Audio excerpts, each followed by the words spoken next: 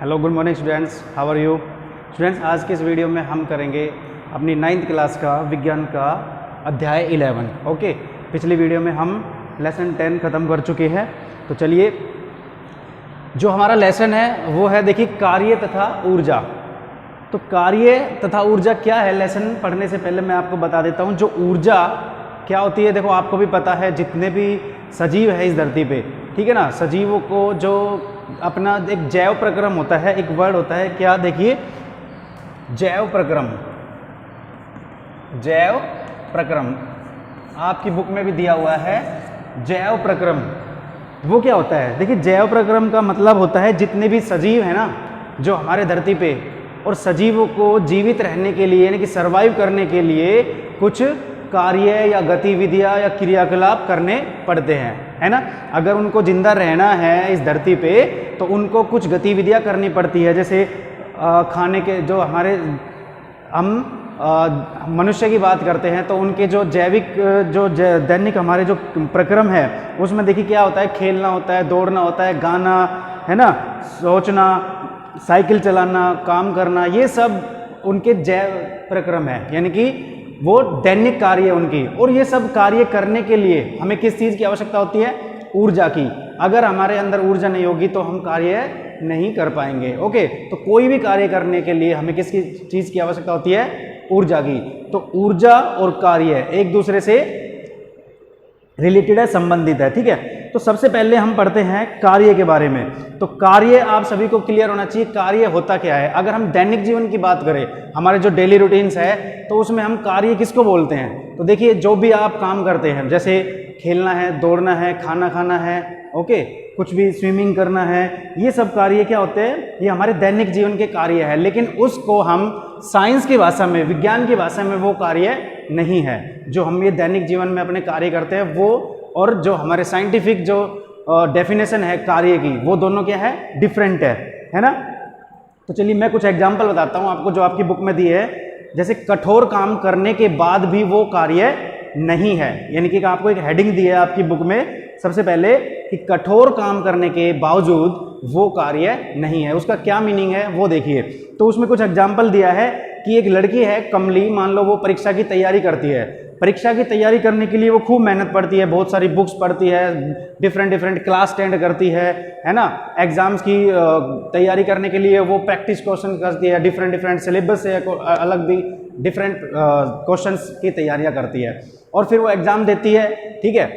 लेकिन क्या है, फिर भी जो साइंटिफिक जो हमारी डेफिनेशन है कार्य की, वो और एक दैनिक जो हमारी डेफिनेशन है, जैसे हम बोलेंगे कि कोई भी बोलेगा कि कमली ने बहुत ही मेहनत की है, यानी कि कठोर मेहनत की है, परीक्षा के लिए बहुत ही कठोर कार्य किया है, क्योंकि उसने बहुत सारी मेहनत की है परीक्षा की तैयारी करने के लिए। इधर उधर से बहुत सारा मटेरियल पढ़ा है उसने, क्लास से अटेंड की है, तो ये बहुत सारे काम हो गए। लेकिन साइंस की भाषा में वो कार्य नहीं है, साइंस की भाषा में वो कार्य नहीं है, ठीक है।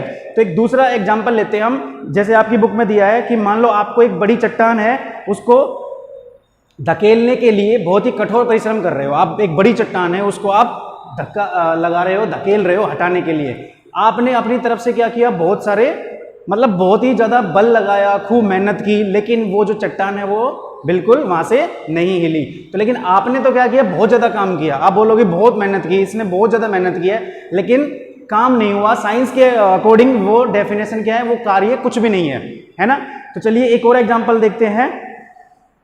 आपने अपने सिर के ऊपर मतलब एक बोझा रख दिया, बोझा रखे, और आप बिना कुछ हिले डुले काफी देर तक खड़े रहे, तो और फिर क्या होता है कि आप थक जाते हैं, है ना। बहुत देर तक आपने वो बोझा अपने सिर पे रखा, और क्या किया, कुछ देर के बाद जब आप थक जाते तो आपने वापस रख दिया। लेकिन आपके अकॉर्डिंग आपने तो बहुत ज्यादा काम किया, यानी कि बहुत ज्यादा मेहनत की, उसको सर पे रखा, लेकिन फिर भी वो कार्य नहीं है। साइंस की भाषा में वो कार्य नहीं है, ठीक है।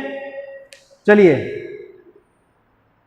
फिर अब हम कुछ ऐसे एग्जाम्पल देता हूं मैं आपको जो साइंस की जो हमारी कार्य की संकल्प, मतलब कार्य की जो डेफिनेशन है उससे रिलेटेड। अब आपको क्लियर होगा कि साइंस के अकॉर्डिंग कार्य हम किसको बोलते हैं। तो कुछ एग्जाम्पल मैं आपको बताता हूं। देखिए, अगर हमारे पास मान लो सपोज करिए कि एक बेंच है, उस बेंच के ऊपर एक लकड़ी का गुटका रखा हुआ है ना।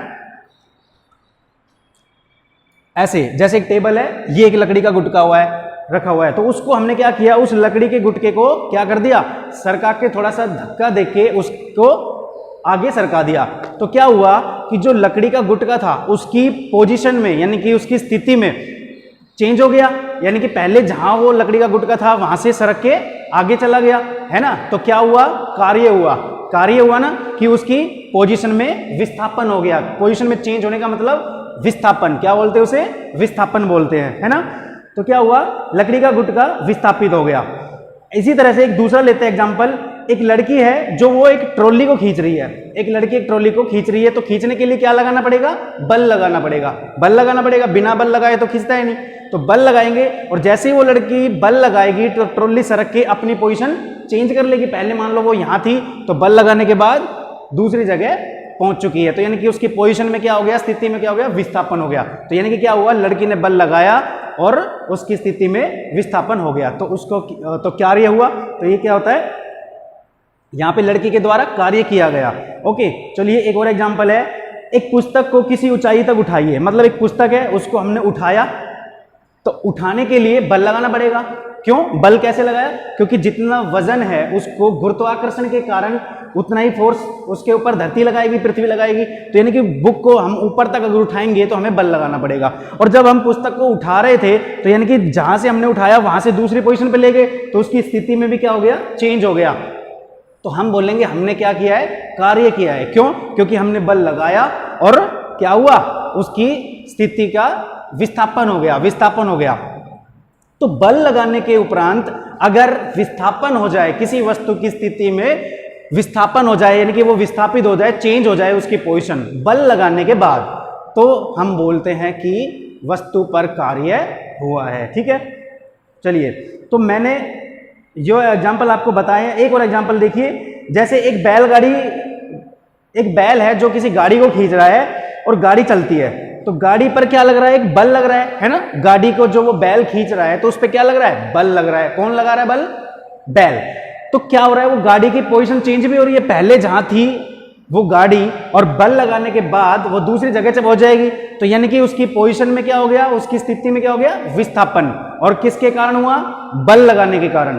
तो किसी भी बल लगाने के कारण अगर किसी वस्तु की स्थिति में कोई भी चेंज हो जाता है, यानी कि विस्थापन हो जाता है, कोई भी वो दूरी तय करती है, वो वस्तु कोई भी अगर दूरी तय करती है उस बल लगाने के कारण, तब हम बोलते हैं उस वस्तु के ऊपर हमने कार्य किया है या उस वस्तु पे कार्य हुआ है। तो वो होता है हमारा कार्य विज्ञान की भाषा में। ठीक है, तो चलिए इसको हम एक बार अच्छे से समझते हैं। देखिए वर्क क्या होता है, कार्य क्या होता है। मान लीजिए हमारे पास टेबल पे एक लकड़ी का गुटका समझ लीजिए, उस पे देखिए आपको दिखाई दे रहा है ये F लिखा है। F जो क्या है, एक बल है जो इस लकड़ी के गुटके पे लगाया जा रहा है। हमने इस लकड़ी के गुटके पे बल लगाया, ठीक है। F किस डायरेक्शन में, लकड़ी की तरफ। जैसे ही हम बल लगाएंगे तो लकड़ी का गुटका सरक के अब यहां पहुंच चुका है, यानी कि जो लकड़ी के गुटके की स्थिति में विस्थापन हो गया, है ना। तो पोजीशन चेंज हो गई। और कितनी दूर चला गया वो, ये हमने दिखाया है उसको S से। किससे दिखाया है, S। ये जो मैंने S दिखाया है इसका मतलब ये है कि ये लकड़ी का गुटका यहां से अब यहां पहुंच गया है। तो यानी कि इस लकड़ी के गुटके पे F अगर हमने फोर्स लगाया, यानी कि बल लगाया, F क्या है, लगाया गया बल। और कितना चेंज हुआ, यानी कि कितनी दूरी तय की उसने, S मीटर। कितना मीटर, S मीटर। तो अगर कोई वस्तु बल लगाने के बाद, यानी कि कितना बल लगाने के बाद, 1 न्यूटन, F की वैल्यू क्या है, 1 न्यूटन। अगर हम किसी वस्तु पर 1 न्यूटन बल लगाए और वो 1 मीटर डिस्टेंस सरक जाए तो उसको बोलते हैं हम 1 न्यूटन मीटर वर्क। तो कितना वर्क हुआ है, 1 न्यूटन मीटर। यानी कि जो वर्क की जो डेफिनेशन है, ये देखिए, ये हमने वर्क को परिभाषित किया है यहाँ पे। वर्क मतलब W।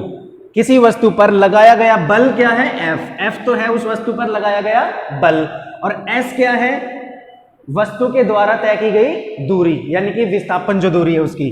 तो W क्या है, W है हमारा कार्य, W क्या है, कार्य। और ये हमारा क्या है, F बल।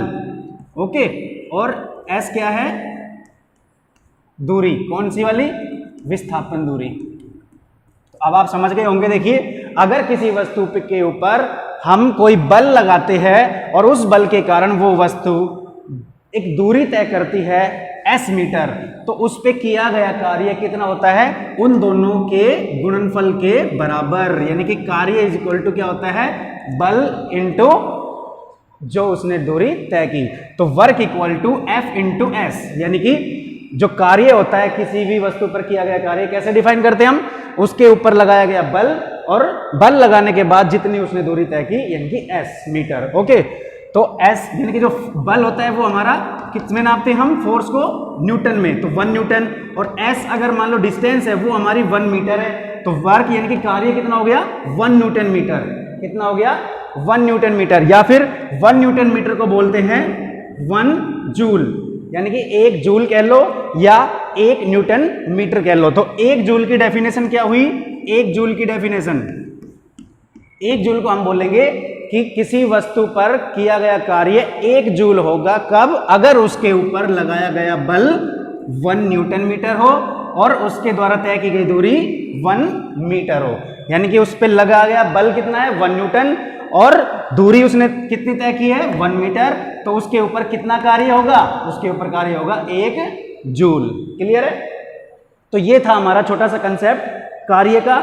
उसके बाद हम पढ़ेंगे ऊर्जा। तो कार्य भी देखिए 2 प्रकार के कार्य होते हैं, जो इस कार्य की जो वैल्यू आती है, जैसे हमने अभी इसको एक फॉर्मूला लिखा मैंने कार्य का F इंटू एस, तो दोनों क्या है, परिमाण है हमारे और उसमें कोई डायरेक्शन नहीं है, ठीक है, ओनली कैसी वैल्यू होती है, परिमाण होता है ओनली। तो देखिए 2 टाइप की वैल्यू आती है, जो वर्क होता है वो हमारा प्लस भी हो सकता है यानी कि धनात्मक भी हो सकता है और ऋणात्मक भी हो सकता है। जो अभी हम पढ़ रहे हैं ना वर्क यानी कि कार्य, तो कार्य हमारा धनात्मक भी हो सकता है और कार्य हमारा ऋणात्मक भी हो सकता है। तो समझिए कि धनात्मक कब होगा कार्य और ऋणात्मक कब होगा, यानी कि जो W की वैल्यू है वो प्लस की कब आएगी और माइनस की कब आएगी। तो देखिए एक मैं एग्जांपल बताता हूं, मतलब जब कभी ऐसी स्थिति हो कि बल और विस्थापन एक ही दिशा में हो, यानी कि जैसे इस एग्जांपल की बात करेंगे हम, ये जो लकड़ी का गुटका था मैंने इस पे बल लगाया था, जिस डायरेक्शन में मैंने बल लगाया था, मैंने राइट तरफ बल लगाया इस पे, और जो उसका विस्थापन हुआ, दूरी तय की उसने, वो भी किस तरफ की, राइट की तरफ, इसी डायरेक्शन में बल लगाया और इसी डायरेक्शन में हमारी क्या हुई, दूरी यानी कि विस्थापन।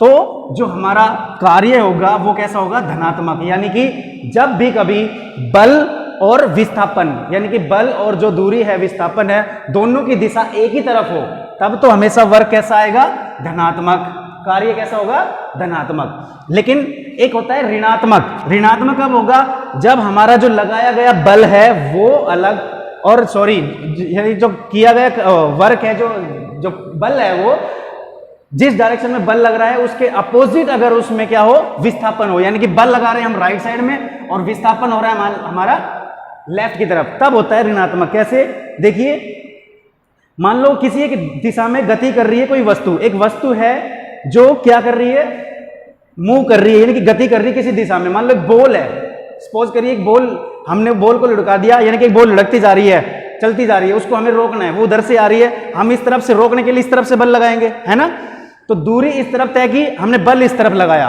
तो दोनों अपोजिट हो गए। तो ऐसे केस में जो कार्य होगा वो कैसा होगा, ऋणात्मक कार्य होगा। क्लियर है? तो ये है एग्जांपल हमारा ऋणात्मक का। तो ये थे कार्य। इसके बाद हम अगले जो वीडियो में करेंगे वो हम ऊर्जा के बारे में पढ़ेंगे। तो आज की वीडियो में मैं इतना ही कराऊंगा आपको, तो आप अपनी बुक से अच्छे से एक बार रिवाइज करेंगे कार्य के बारे में। ओके, आई होप कि कार्य का जो कंसेप्ट है वो सभी को क्लियर हो गया होगा। अगर फिर भी आपको कोई प्रॉब्लम है तो आप मुझे कमेंट करके पूछ सकते हैं, ठीक है। तो चलिए मिलते हैं अगली वीडियो में, करते रहिए, पढ़ते रहिए। Okay, have a nice day, thank you, bye bye.